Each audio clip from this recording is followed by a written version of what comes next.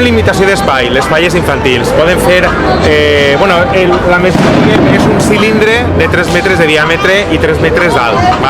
Aleshores, què passa? Que, aquesta falla tindrà el seu pressupost i més o menys, o l'altra que hem vist, ajustant aquestes mesures, no està molt carregada, perquè no té molt de pressupost, però una que té molt de pressupost, el problema és que ho ha d'encabir tot en aquest espai. I, clar, el resultat o la conseqüència és que te trobes falles que estan... que és impossible veure coses, no? Perquè està tot tan amuntegat, però clar, com que costa diners i han de demostrar que costa diners a base de ninots i a base de figures i tot això, acaben sent coses que no es poden llegir, no? Perquè anem més soroll. I després a banda també són falles molt participatives perquè sempre procuren que la gent pugui deixar el seu missatge, apuntar o bé en un paperet, en un mural, en una pissarra, deixar tu la teua crítica i també fer en part la falla.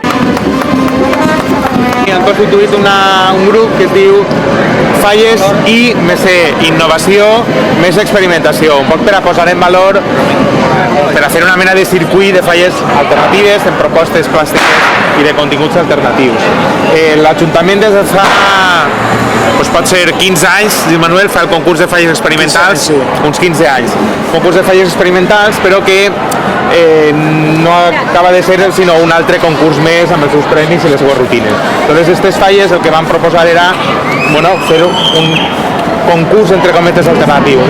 Els que fan és fan un comitè d'experts, de gent relacionada amb l'art. L'any passat va ser Ricard Huerta, Romà de la Calle i José Luis Miralles, i aquest jurat alternatiu que va anar veient aquestes falles i després fa un comentari artístic però sense dir aquesta és la primera, aquesta és la segona, és la tercera. És a dir, que no sols fan un plantejament en la falla alternatiu, sinó que també intenten anar més enllà dels premis, pegar-li la volta. L'ha construïda Emilio Miralles i l'han dissenyada Ivan Ramon i Didac Ballester, que són dissenyadors també, i el joc que proposen enguany és que cada dia la falla serà diferent. Com veureu, són volums que estan encaixats en aquests punxons, i així teniu com es combinaran cadascun dels 4 dies de falles.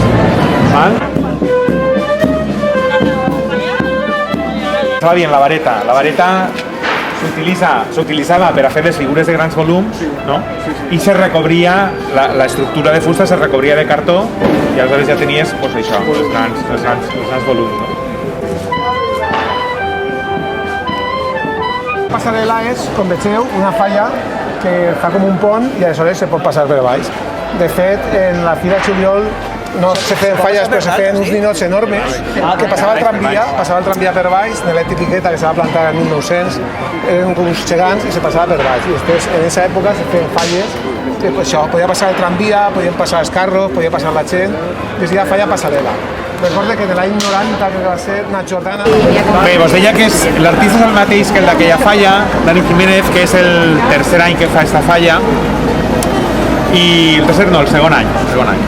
El projecte d'esta falla pren com a leitmotiv d'esta i de les anteriors, ara us ho explicaré. L'Anell dels Nibelungs, la tetralogia de l'Anell dels Nibelungs. El primer any va ser l'Or del Rin, i criticava tot el tema de, en plena crisi, els efectes, qüestió econòmica. L'any passat anava dedicada a les Valquíries, no sé si recordeu, que és una figura roja, una valquíria, una guerrera que a més s'obligia per damunt dels teulats, tenia molta força. I enguany és Siegfried, el protagonista, és l'esposa de Siegfried, i la lluita contra el drac i contra tot allò que simbolitza les coses heroïnes. Les falles infantils que encara continuen mantenint l'estètica dels anys 60 o l'estètica de Disney, quan resulta que els xiquets ara estan llegint contes que tenen unes il·lustracions molt modernes, amb una línia gràfica molt més fresca, i aquest artista sí que sap connectar amb això, veus unes línies, un disseny que connecta plenament amb les referències dels xiquets o inclús, com apuntava algú abans, coses de Tim Burton, per exemple. Miguel H, un artista que té molta projecció en falles infantils en els últims anys.